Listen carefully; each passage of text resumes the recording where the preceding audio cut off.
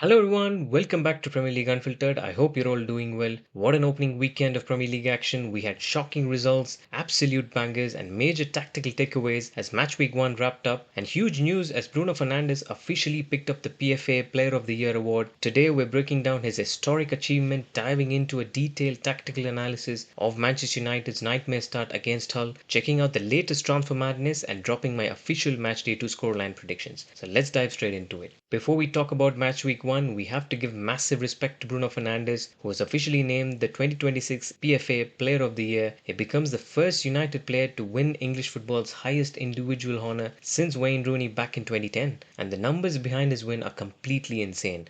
Bruno shattered the all-time Premier League single-season assist record with 21 assists, breaking the legendary mark of 20 previously held by Thierry Henry and Kevin De Bruyne. On top of scoring 9 goals to total 30 goal involvements in the league, he created a staggering 133 chances, the highest tally across all of Europe's top 5 leagues, finishing 38 chances ahead of anyone else on the continent. Truly historic world-class campaign that fully deserved the award. Now switching gears to the pitch where the champions started off, Arsenal picked up right where they left off with a comfortable 3-0 victory. Christos Solis looks like an absolute frightening addition, so sharp, direct and dynamic on the wing, and Arteta had Arsenal executing a lethal high press system, forcing turnovers high up the pitch and creating immediate overloads. Meanwhile, City scraped a 2-1 comeback win over Bournemouth thanks to 2 late assists from Cherki. Chelsea got the job done with a 3-2 win against Fulham, with Cole Palmer completely running the show. He was back to his absolute best, operating in that free half space role, pulling fullbacks out of position and dictating play with spatial freedom, which we haven't seen from him in over a year. And over at St James Park, Newcastle held Liverpool to a 2-2 draw with 2 lethal counter-attacking goals. They're looking like a fresh, rejuvenated and insanely pacey unit that completely exposed Liverpool's high defensive line. And then we have to talk about Manchester United, a 2-0 shock defeat to newly promoted Hull City. Look, United struggle against a compact low block continue to be their ultimate undoing. Hull set up a rigid 5-4-1 defensive structure, completely packing the central zones and daring United to play wide. But tactically, United were completely toothless because they lacked speed and Hull's low block easily shifted laterally without getting stretched. United constantly failed to win second balls in the central third, leaving them vulnerable on set pieces. The most frustrating part was the fullback and crossing profile mismatch. For the first half of the game, United continuously spammed high crosses into the box when Sesko wasn't even on the pitch. But as soon as Sesko was brought on to give them an actual physical focal point, the wingers and fullbacks completely stopped crossing and kept forcing narrow passes straight into Hull's central wall.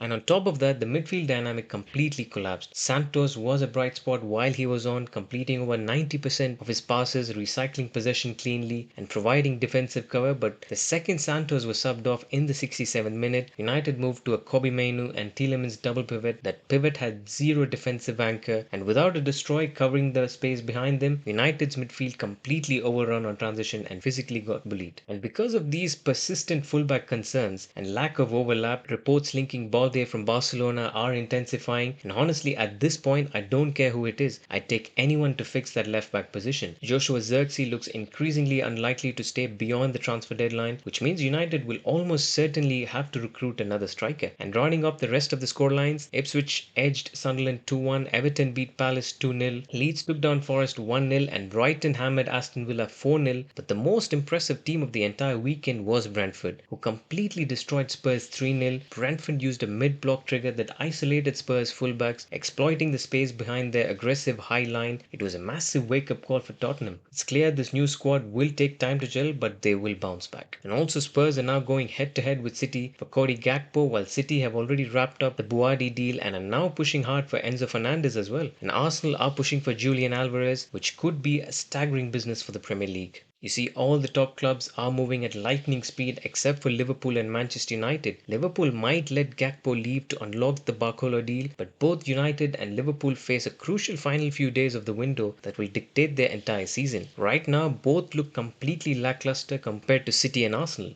Anyways, now looking ahead, here are my official Matchday 2 scoreline predictions. Starting on Friday, I have Manchester City sweeping past Palace 3-1, and moving on to Saturday, Liverpool bounce back at Anfield with a 2-1 win over over Forest. Coventry and Hull play out a 1-1 tight draw. Bournemouth edge Everton 3-2 in a thriller, and Spurs hold Newcastle to a 2-2 draw. And on Sunday, Brighton pull off a 2-1 upset victory against Chelsea. And Brentford and Leeds, I'll go for a 1-1 draw, and Fulham fall 1-0 at home to Sunderland. And for the big Sunday clash, I'm predicting Manchester United to bounce back at Old Trafford with a 3-1 win over Ipswich Town. And don't be surprised if Baleba gets unveiled on the pitch right before kickoff. And finally, on Monday night, Arsenal laid down another statement with a massive 4-2 victory over Aston Villa at Villa Park. So that's a wrap for today's episode. Make sure to like, share and subscribe. Drop your thoughts on Bruno's historic award, United's loss, and your matchday 2 predictions in the comments below.